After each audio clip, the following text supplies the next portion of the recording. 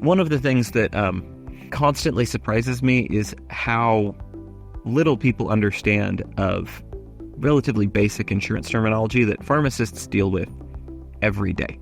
I'll give you a little pitch for using Pioneer creatively. I wrote on my blog a response to an article written who used to be a Cigna executive. He worked at Cigna. He was in their political affairs. He wrote an article describing his experience getting his inhalers through his Medicare plan.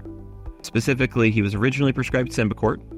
He went to CVS. He picked up his Symbicort. It was $606 for a 3-month supply. That's a lot of money. Can I do any better?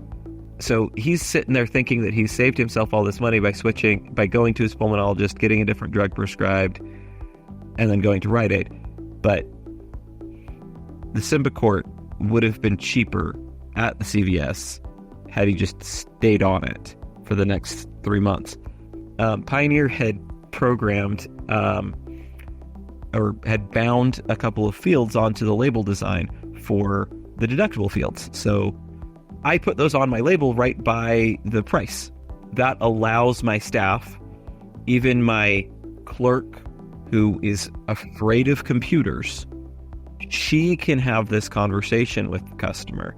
It doesn't have to be me. It doesn't have to be the other pharmacist. It can be my lowest level clerk who is afraid of computers and does not want to deal with the computers. She does a wonderful job talking with customers. She does a wonderful job helping folks, but she doesn't want to learn how to go into the computer and find the EDI received, deductible amount remaining. But because Pioneer has written that into the code and I took the time to put it on my label, now she can interpret that information and explain to our customers why it is that they have such a high copay.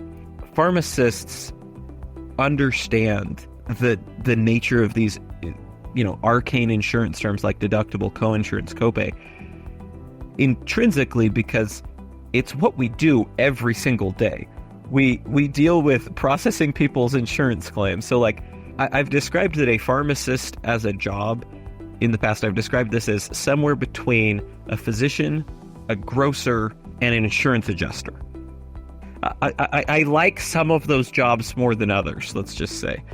As a clinician, I talk to people, I help them understand their medicines. I have to know all of these concepts about medicine, what side effects they'll have, how they work, all of this, how the disease state that they have works. So I have to have that in my head. But then I also have to be a grocer because I have to maintain inventory. I can know everything there is to know about drugs, but it helps no one if they can't actually get those drugs in their hands. Some insurance agents that are not in the pharmacy world are great people. They know their stuff. They know what's up. Some of them are not. I have met people that are brokers that are incredible people, mission-driven, want to help people understand their healthcare. Some of them want to earn commissions, and that's it. There's a difference in experience there. I think that anyone who is taking the time to help people pick these plans should be paid for it.